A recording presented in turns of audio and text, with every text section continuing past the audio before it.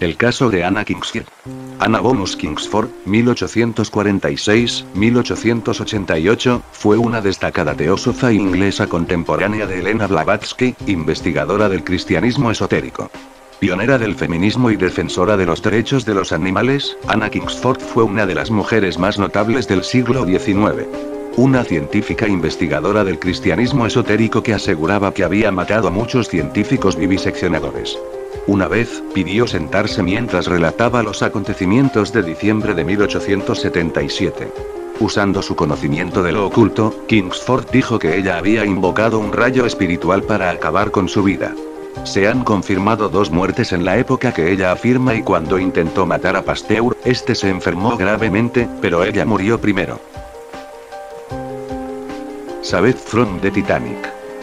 Sabeth from the Titanic, en el Reino Unido, A Survivor from the Titanic, fue una película muda de 1912 en la que Dorothy Gibson, sobreviviente real del hundimiento del RMS Titanic, se interpreta a sí misma. La película se rodó en menos de 2 semanas, en blanco y negro con algunas escenas en color. Se emplearon imágenes reales de los supervivientes llegando a Nueva York a bordo del RMS Carpathia, y se aprovecharon imágenes del viaje inaugural del RMS Olympic, buque gemelo del Titanic, botado en 1910. Actualmente, Sabeth from the Titanic está considerada una película perdida, ya que fue destruida en un incendio de los estudios Eclair en 1914. Juan I de Francia. Juan I de Francia, 15-19 de noviembre de 1316, llamado Juan el Póstumo, fue rey de Francia y de Navarra. Era el hijo póstumo y heredero del rey Luis X de Francia y de Clemencia de Hungría. Nacido la noche del 14 al 15 de noviembre de 1316, vivió solo 5 días, siendo sucedido por su tío paterno, el conde de Poitiers y regente de Francia en aquel entonces, con el nombre de Felipe V de Francia. Anomalocaris. Anomalocaris es un género de animales extintos, perteneciente a la familia de los anomalocarididos, la cual se relaciona con los artrópodos. Se estima que los anomalocaris existieron entre comienzos y mediados del período cámbrico, desde hace aproximadamente 525 hasta 510 millones de años. Sus primeros fósiles fueron descubiertos en el esquisto de Oligopsis y más tarde en el famoso esquisto de Burgess. En un principio, varias partes del cuerpo, descubiertas separadamente, se creían provenientes de distintos animales, hasta que nuevos estudios aclararon la verdadera naturaleza de los fósiles. Una curiosidad de todo esto, es que tiene un fandom dedicado únicamente a apreciar a este depredador, considerándolo el primer superdepredador de la historia. Ley de Padrinazgo Presidencial. La Ley 20.843 de Padrinazgo Presidencial es una legislación argentina que garantiza el padrinazgo del presidente de la nación en funciones al momento del nacimiento del séptimo hijo varón o la séptima hija mujer de una prole del mismo sexo. Esta ley tiene sus raíces en la gran inmigración rusa en Argentina y en la creencia de que el séptimo hijo varón es hombre lobo y la séptima hija mujer bruja. En la Rusia zarista de Catalina la Grande se otorgaba el padrinazgo imperial, que daba una protección mágica contra estos males y evitaba que los niños fueran abandonados. En 1907 Enrique Brost y Apolonia Ollman, una pareja rusa que se radicó en la Argentina, dio a luz a José Brost, su séptimo hijo varón en Coronel Pringles, provincia de Buenos Aires. Debido a esto envían una carta al presidente José Figueroa Alcorta para que lo apadrinara. Allí comienza la tradición que además le otorga al ahijado una beca asistencial para contribuir con su educación y alimentación. El 28 de septiembre de 1974 María Estela Martínez de Perón convierte esta tradición en ley. Acrobacias con motocicletas. Las acrobacias con motocicleta son acrobacias realizadas con motocicleta, estas implican equilibrio, agilidad, coordinación y control de la motocicleta. Se realizan con fines principalmente de entretenimiento, promoción y deportivos. La mayoría de las acrobacias con motocicleta son peligrosas y épicas a la vez como tener 2 novias en mundo gaturro, por lo que, dependiendo de la acrobacia y legislación del país correspondiente, puede ser ilegal realizarlas en vías públicas ya que podés desnucar a un pibe y que quede en coma por 10 días y cuando salga tenga terrible down, y por lo cual deberán realizarse en circuitos y pistas cerradas, con las medidas de seguridad necesarias para el caso. Cabe resaltar, que este artículo lleva años sin ser modificado.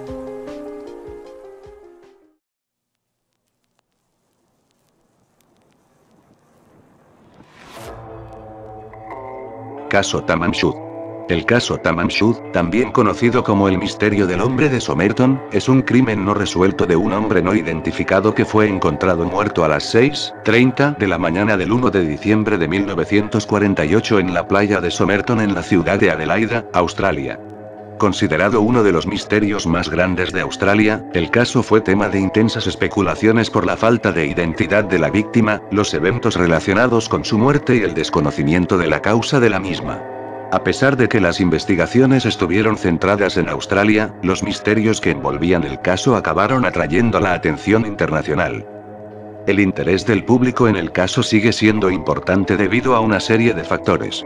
La muerte ocurrió en un momento de tensiones durante la Guerra Fría, el uso de un veneno indetectable, la falta de identificación, la posible existencia de un código secreto en un libro, y la posibilidad de un amor no correspondido. Más se realizó autopsia, la cual concluyó que la hora de la muerte fue alrededor de las 2 de la mañana del 1 de diciembre. Sin embargo, más allá de revelar que la última comida del hombre fue una empanada, de 3 a 4 horas antes de la muerte, las pruebas y exámenes no consiguieron revelar sustancias extrañas en su organismo. El patólogo, el Dr. Dwyer, concluyó: "Estoy convencido de que la muerte no fue natural, supongo que el veneno utilizado puede haber sido un barbitúrico o un hipnótico soluble". Aunque el envenenamiento fue la principal sospecha, se llegó a la conclusión de que la empanada no contenía veneno. Pero la policía no pudo llegar a una conclusión acerca de la identidad del hombre, la causa de su muerte o si la persona vista en la playa de Somerton en la noche de 30 de noviembre era el mismo hombre, pues ninguno de los testigos le vio la cara.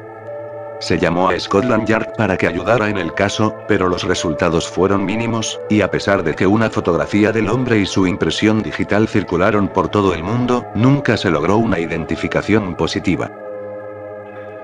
Monstruo de Flatwoods.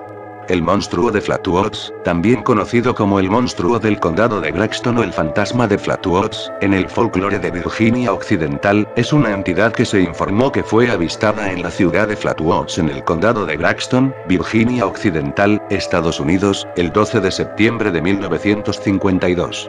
Siguiendo la aparición de un objeto brillante que cruza el cielo nocturno.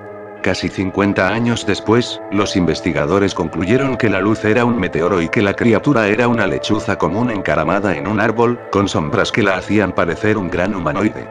Después de examinar uno de los casos, Joe Nickell del grupo de investigación paranormal concluyó que la luz brillante en el cielo reportada por los testigos el 12 de septiembre fue muy probablemente un meteoro, y que la luz roja palpitante fue probablemente una señalización aérea de peligro, y que la criatura descrita por los testigos se parecía bastante a una lechuza. Las dos últimas cosas fueron muy probablemente confundidas por el elevado estado de ansiedad sentida por los testigos después de haber observado lo anterior. Las conclusiones de Nickell son compartidas por varios otros investigadores, inclusive por la Fuerza Aérea. El hombre polilla ha sido explicado también de este síndrome de Capgras. El síndrome de Capgras es una patología poco frecuente, con una prevalencia de 0,12% en la población general. Este síndrome se caracteriza por el delirio que presenta el paciente en el que cree que su familiar o persona cercana ha sido reemplazada por un impostor que es físicamente igual. Pertenece a los síndromes de falsa identificación delirante. Es más frecuente en patologías psiquiátricas, pero también se encuentra en patologías orgánicas. Su curso puede ser transitorio, intermitente o crónico. Paramnesia reduplicativa. La paramnesia reduplicativa es la creencia delirante de que un lugar o escenario ha sido duplicado, existiendo en dos o más espacios simultáneamente, o bien de que ha sido reubicado en otro lugar. Forma parte de los síndromes de falsa identificación delirante y, aunque poco frecuente, suele asociarse a los casos de daño cerebral adquirido, concretamente a los casos de lesiones simultáneas del hemisferio cerebral derecho y ambos lóbulos frontales.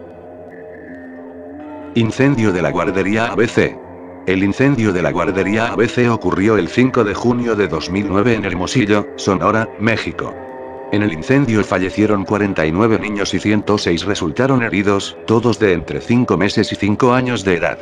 Ocurrió al propagarse un incendio de una bodega contigua del gobierno del estado de Sonora, siendo gobernador del estado Eduardo Bours Castelo y la presidencia de Felipe Calderón Hinojosa.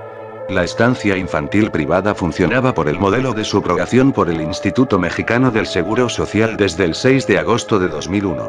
De un total de 19 funcionarios involucrados inicialmente según la Suprema Corte de Justicia Mexicana, SCJN, inicialmente no había ninguna persona bajo proceso judicial por el hecho, ya que todos habían sido exonerados, hasta que posteriormente por las presiones sociales han sido condenados 21 de 22 inculpados por la justicia mexicana.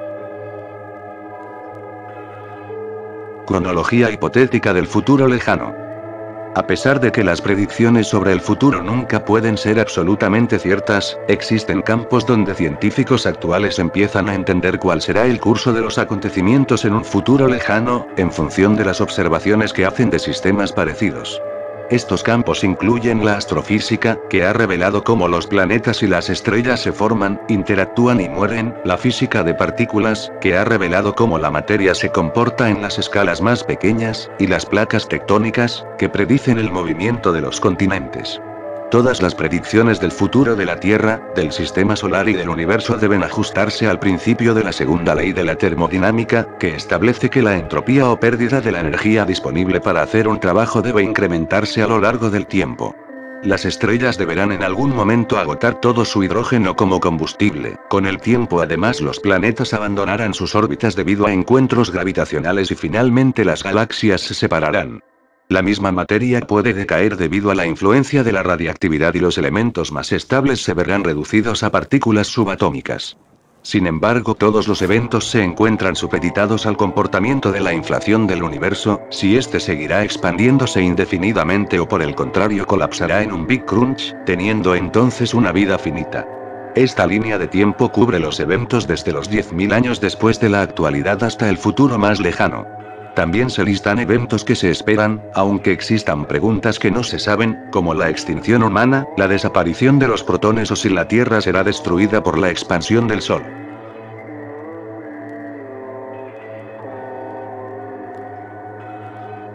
Lista de incidentes en Disney. Este es un resumen de los incidentes notables que han tenido lugar en Walt Disney World en Florida.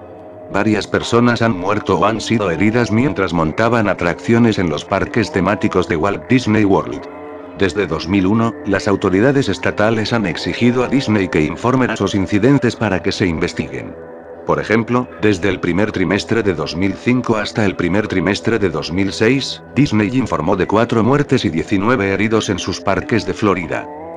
El término incidente se refiere a lesiones graves, muertes, pérdidas, o lesiones, o delitos importantes. Los incidentes relacionados con la atracción suelen corresponder a una de las siguientes categorías. Negligencia por parte del parque, ya sea por parte del operador de la atracción o de mantenimiento. Negligencia por parte del huésped. Esto incluye la negativa a seguir instrucciones específicas de seguridad del paseo, o la intención deliberada de romper las reglas del parque. El resultado de los problemas de salud conocidos o desconocidos de un huésped. Actos de Dios, que incluyen accidentes genéricos, por ejemplo, resbalones y caídas, que no son el resultado directo de una acción por parte de nadie. Agujero de Mel. El agujero de Mel es, según una leyenda urbana, una fosa presuntamente sin fondo cercana a Ellensburg, Washington. Las primeras declaraciones fueron hechas en el programa de radio Costa a Costa por un radioescucha que se hacía llamar Mel Butters. La investigación posterior reveló que tal persona no fue catalogado como residente en esa zona, y no hay evidencia creíble de que existe el agujero. Según la entrevista de radio con Mel Butters, el agujero tiene una profundidad infinita y la capacidad de regresar los animales muertos a la vida. Butters afirmó haber medido la profundidad del agujero, la cual superó las 15 millas, 24 kilómetros, usando un hilo de pescar con un peso amarrado en un extremo. La ubicación exacta del agujero no fue especificada, pero varias personas han afirmado haber encontrado el agujero. Aunque se puede encontrar en Google Earth, allí aparecerá un campo y una mancha negra, la cual es el agujero de Mel. Y aparecerá un punto de referencia diciendo Mel Water Sole. Actualmente está cubierta por una capa de césped, cuya longitud es igual a la que se podía apreciar hace varios años. Accidente con cobalto 60. El accidente por contaminación con cobalto 60 de Ciudad Juárez se refiere a la dispersión no intencional de 450 curios de cobalto 60 en 1984, provenientes de una unidad de radioterapia robada de una empresa médica privada en Ciudad Juárez, México. El material radioactivo terminó en un depósito de chatarra, donde fue fundido con otros metales y produjo cerca de 6.000 toneladas de varilla contaminada, que se repartieron en 15 estados de México y otras ciudades de Estados Unidos. Se estima que 4.000 personas fueron expuestas a la radiación como consecuencia de este incidente. Chris Benoit. Christopher Chris Michael Benoit fue un luchador profesional canadiense conocido por su larga trayectoria de 22 años trabajando para empresas, principalmente en la World Wrestling Entertainment en sus marcas Raw, SmackDown y EQ. En un período de 3 días, Benoit cometió un doble homicidio-suicidio, asesinando a su esposa el 22 de junio de 2007, a su hijo menor de 7 años el 23 de junio, y ahorcándose el 24 de junio a la edad de 40 años. La investigación posterior sugiere que la depresión y daño cerebral conocido como PTSD derivado de numerosos golpes en su cabeza durante su carrera luchística fueron los factores principales que contribuyeron a la tragedia. Lo curioso de este artículo, es que, unas horas antes de que ocurriera su muerte, fue posteada en la página. Como una especie de predicción, que ha despertado sospechas sobre si fue un asesinato o una conspiración.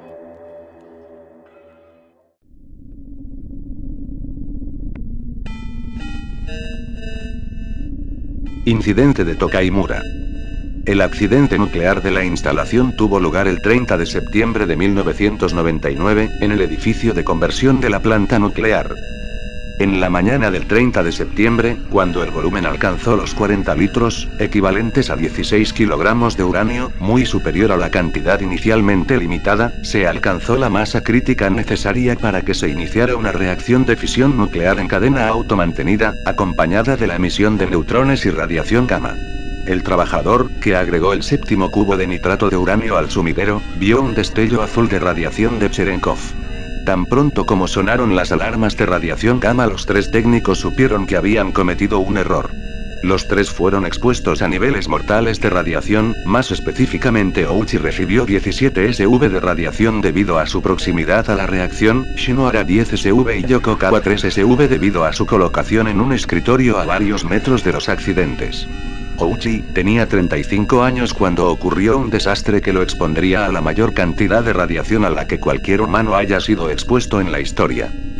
Al llegar al hospital de Mito, la piel de Ouchi estaba roja e hinchada, pero mostraba pocos signos externos de su condición. Entonces los médicos comenzaron a analizar sus cromosomas. Se habían roto como el cristal, no podían ser identificados ni arreglados. Sin cromosomas, sus células no podrían regenerarse y su cuerpo no podría sanar. Su recuento de glóbulos blancos fue 0. Se estimó que la cantidad de radiación que experimentó el cuerpo de Ouchi fue similar a la del epicentro de la bomba atómica lanzada sobre Hiroshima. La radiación destruyó su ADN y su sistema inmune. Aún ante el tremendo daño que había recibido, los doctores decidieron mantenerlo vivo durante 64 días, en los cuales, su piel comenzó a caerse a tirones, y llegó a un punto en el cual ni siquiera la morfina podía ser suministrada, ya que su torrente sanguíneo no lo soportaba.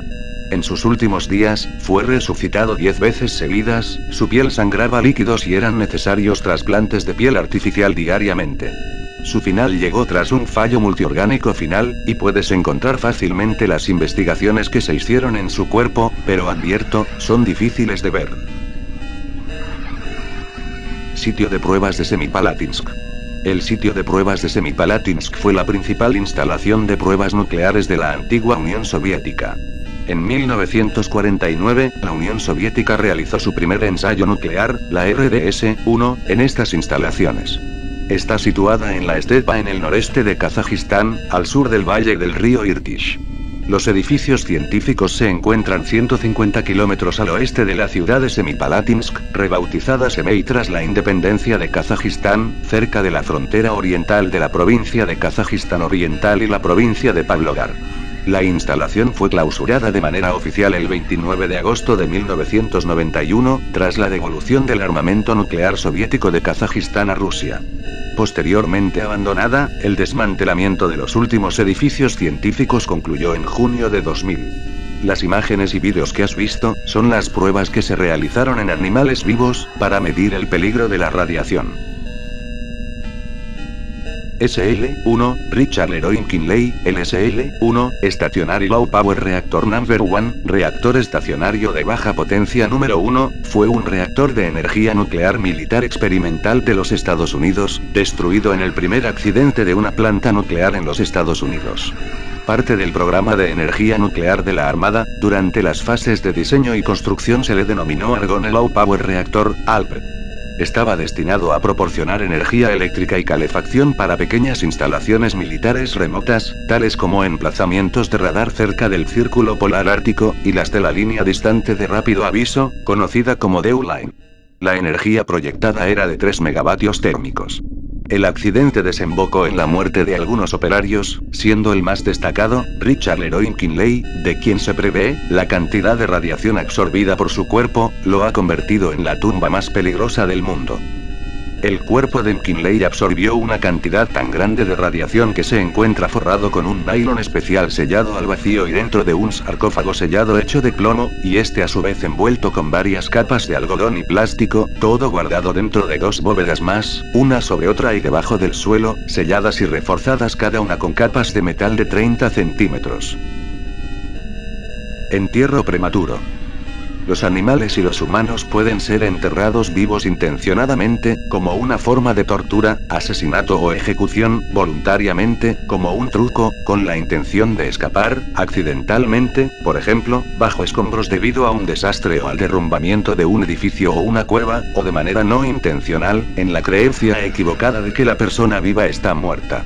En la antigua Roma, una virgen vestal condenada por violar sus votos de celibato era enterrada viva metiéndola en una cueva sellada con una pequeña cantidad de pan y agua, ostensiblemente de manera que la diosa Vesta pudiera salvarla en caso de que fuera verdaderamente inocente. Buttchasing. El buttchasing es una subcultura LGBT que consiste en buscar tener relaciones sexuales con individuos infectados por el VIH con la intención de contraer el virus. Los individuos que participan en esta actividad se llaman buttchasers, mientras que las personas que tienen el VIH y deciden contagiar al buttchaser reciben el nombre de gift-givers, literalmente, regaladores. El buttchasing es una forma de autolesión. El término proviene de la jerga empleada por algunos miembros de la comunidad LGBT, ya que el VIH recibe el nombre de el bicho o el bichito en algunas comunidades. Los buttchasers alegan muchas razones diferentes por las que deciden practicar esta actividad. Algunos de ellos alegan hacerlo por la emoción y la intimidad de una actividad tan peligrosa, es decir, que no tienen un deseo explícito de contraer el VIH. Algunos investigadores sugieren que este comportamiento puede originarse en el deseo a resistir la moral y norma heterosexual dominante en la sociedad. Algunas personas perciben el buttchasing como una actividad intensamente erótica y perciben el acto como infectarse mediante la follada de la muerte como el tabú definitivo, el acto sexual más extremo de todos. Por otra parte, muchas personas que no tienen el virus y tienen una relación con alguien infectado persiguen la infección porque es la única manera mediante la cual garantizar la supervivencia de esta relación, especialmente cuando la persona que tiene VIH en la relación quiere terminarla para evitar infectar a la persona que no tiene el virus. Escafismo. El escafismo, también conocido como método de tortura de la artesa o de la barca, era un método de ejecución tortuosa practicada supuestamente durante el Imperio Persa hacia el año 401 AC, tal como lo describen los griegos, enemigos suyos. El procedimiento consistía en introducir a la víctima en un cajón de madera con 5 agujeros por los cuales sacaba la cabeza, las manos y los pies. El verdugo untaba estas partes del cuerpo con leche y miel para atraer hacia ellas moscas y otros insectos. Al condenado se lo había alimentado ya con estos productos, en ocasiones en mal estado, para provocarle diarreas y atraer a muchos insectos, que empezaban a alimentarse de las heces, para luego ir ingresando en el ano de este y, por consiguiente, a dejar sus huevos dentro de él, por lo que esa persona se convertía en comida para insectos y moría al cabo de unos días.